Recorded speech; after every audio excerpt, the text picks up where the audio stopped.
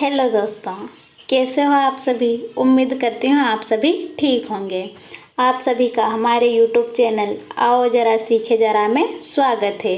आज हम most important question करने वाले हैं जो हर एग्ज़ाम में पूछे ही जाते हैं, इसलिए आप सभी हमारी क्लास अपने दोस्तों को शेयर कर दीजिएगा।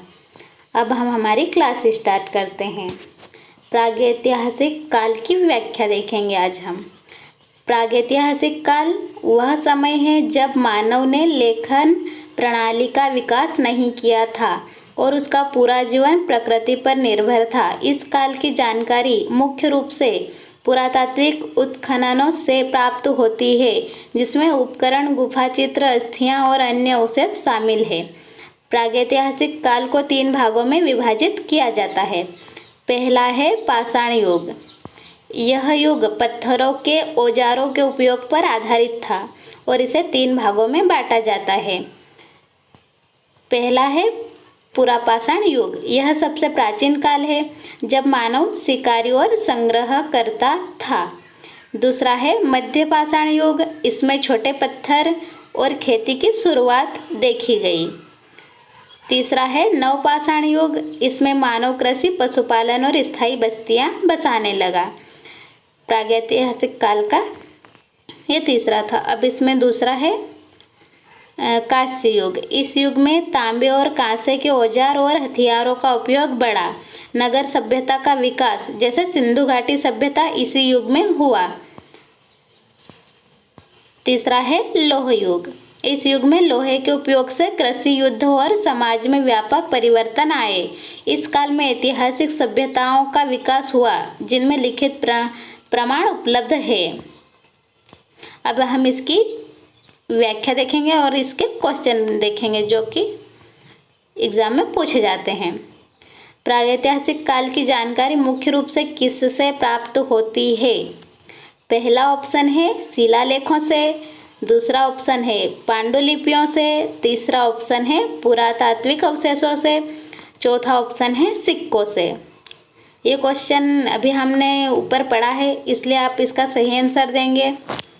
इसका सही आंसर आपने बताया पुरातात्विक अवशेषों से। बिल्कुल सही, पुरातात्विक अवशेषों से, जो कि हमने अभी पढ़ा ही है, इसलिए आप सभी को याद भी होगा। अब हम बढ़ते हैं आगे वाले क्वेश्चन की ओर। इसकी व्याख्या देखेंगे हम। चूँकि इस काल में कोई लिखित अभिलेख नहीं थे, इसलिए इसकी जानकारी मुख्य रूप से गुफा चित्रों, अस्थियों, औजारों और अन्य पुरातात्विक खोजों से प्राप्त होती है। अब हम दूसरा वाला क्वेश्चन देखते हैं। निम्नलिखित में से कौन सा पाषाण युग का हिस्सा नहीं है? पहला ऑप्शन है पुरापाषाण युग, दूसरा ऑप्शन है मध्य पाषाण युग, तीसरा ऑप्शन है नवपाषाण युग, चौथा ऑप्शन है लौह युग। इस क्वेश्चन का सही आंसर आप बताएंगे क्योंकि आपने अभी पढ़ा था। इस क्वेश्चन का सही आंसर आपने बताया लौह युग। क्वेश्चन नंबर दूसरे का ऑप्शन नंबर डी वाला सही है। अब हम बढ़ते हैं आगे, इसकी व्याख्या देखेंगे।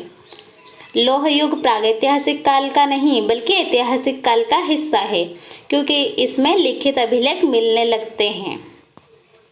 अब हम बढ़ते हैं आगे वाले क्वेश्चन की ओर। क्वेश्चन नंबर तीसरा, नवपाषाण युग की सबसे महत्वपूर्ण विशेषता क्या थी?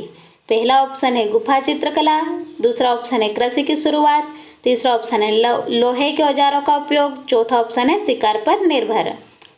इस क्वेश्चन को भी आपने अभी पढ़ा था, इसका आंसर आप सही बताएंगे। इसका आंसर आपने बताया कृषि की शुरुआत। क्वेश्चन नंबर तीसरे का दूसरा वाला ऑप्शन सही है। अब हम इसकी व्याख्या देखेंगे।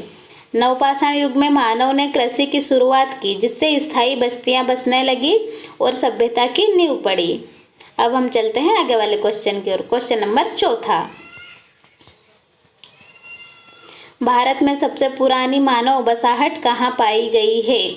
पहला ऑप्शन है मेहरगढ़, दूसरा ऑप्शन है भीमबेटका, तीसरा ऑप्शन है मोहनजोदड़ो, चौथा ऑप्शन है कालीबंगा। क्वेश्चन नंबर चौथे का सही आंसर आपने बताया भीमबेटका, चौथे का बी वाला सही। अब हम इसकी व्याख्या देखेंगे। भीमबेटका मध्य प्रदेश में प्रागैतिहासिक काल की गुफाएं पाई गई है, जिनमें गुफा चित्र है जो उस समय के मानव जीवन को दर्शाते हैं। अब हम बढ़ते हैं आगे वाले क्वेश्चन की ओर। क्वेश्चन नंबर 5वां, कांस्य युग की प्रमुख भारतीय सभ्यता कौन सी थी? पहला ऑप्शन है वैदिक सभ्यता, दूसरा ऑप्शन है सिंधु घाटी सभ्यता, तीसरा ऑप्शन है मौर्य साम्राज्य, चौथा ऑप्शन है गुप्त साम्राज्य। क्वेश्चन नंबर 5वें का सही आंसर आपने बताया सिंधु घाटी सभ्यता। क्वेश्चन नंबर 5 का दूसरा वाला ऑप्शन सही है। अब हम बढ़ते हैं, इसकी व्याख्या देखते हैं। सिंधु घाटी सभ्यता हड़प्पा सभ्यता कांस्य युग की प्रमुख सभ्यता थी, जहां योजनाबद्ध नगर, जल निकासी प्रणाली और धातु से बने औजार पाए गए हैं। अब हम बढ़ते हैं आगे वाले क्वेश्चन की ओर। क्वेश्चन नंबर 6, निम्नलिखित में से कौन सा उपकरण पुरापाषाण युग के मानव द्वारा उपयोग किया जाता था? पहला ऑप्शन है लोहे की कुल्हाड़ी, दूसरा ऑप्शन है कांस्य की तलवार, तीसरा ऑप्शन है पत्थर के औजार, चौथा ऑप्शन है तांबे के बर्तन। क्वेश्चन नंबर 6 का सही आंसर आपने बताया पत्थर के औजार। क्वेश्चन नंबर 6 का सी वाला ऑप्शन सही है। अब हम इसकी व्याख्या देखेंगे।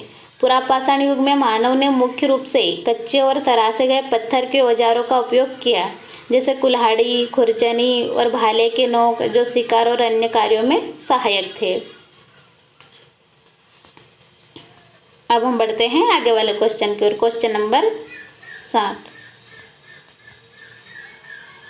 निम्नलिखित में से कौन सा स्थल नवपाषाण युग से संबंधित है?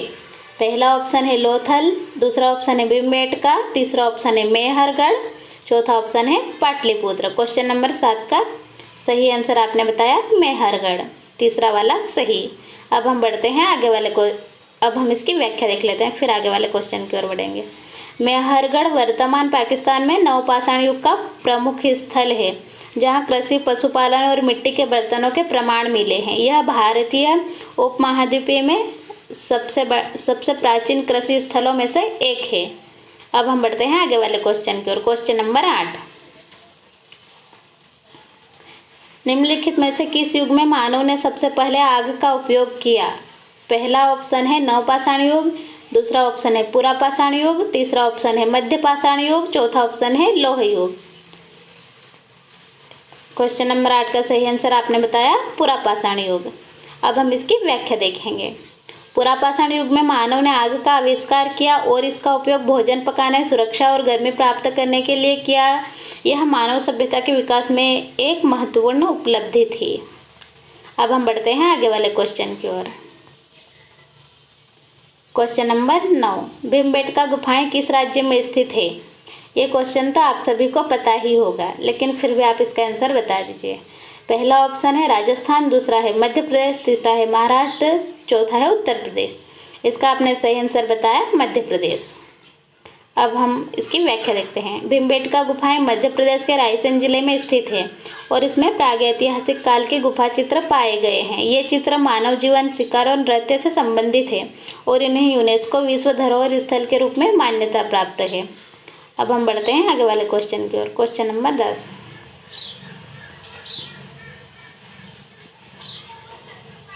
मानव द्वारा पशुपालन की शुरुआत किस युग में हुई? पहला ऑप्शन है पुरापाषाण युग, दूसरा ऑप्शन है मध्यपाषाण युग, तीसरा ऑप्शन है नवपाषाण युग, चौथा ऑप्शन है लौह युग। आपने क्वेश्चन नंबर 10 का सही आंसर बताया नवपाषाण युग, बिल्कुल सही आंसर। अब हम इसकी व्याख्या देख लेते हैं। नवपाषाण युग में मानव ने कृषि के साथ साथ पशुपालन की भी शुरुआत की। गाय, भेड़, बकरी और कुत्तों को पालतू बनाया गया, जिससे दुग्ध उत्पादन और कृषि कार्य में सहायता मिली। अब हम बढ़ते हैं आगे वाले क्वेश्चन की ओर। क्वेश्चन नंबर 11, सिंधु घाटी सभ्यता को किस युग की सभ्यता माना जाता है? पाषाण युग, कांस्य युग, लौह युग, मध्य युग। क्वेश्चन नंबर 11 का सही आपने बताया कांस्य युग, दूसरा वाला सही। अब हम इसकी व्याख्या देख लेते हैं। सिंधु घाटी सभ्यता हड़प्पा सभ्यता कांस्य युग की उन्नत सभ्यता थी, जहां लोग तांबे और कांस्य के औजारों तथा हथियारों का उपयोग करते थे। यहाँ योजनाबद्ध नगर, जल निकासी प्रणाली और विकसित व्यापार प्रणाली मौजूद थी। थैंक यू दोस्तों, आप सभी ने मेरी क्लास को अच्छे से सुना और उम्मीद करती हूँ कि आपने सभी क्वेश्चनों को अच्छे से ध्यान से पढ़ा भी होगा और आप सभी याद भी रखेंगे। अब हम मिलेंगे अगली वाली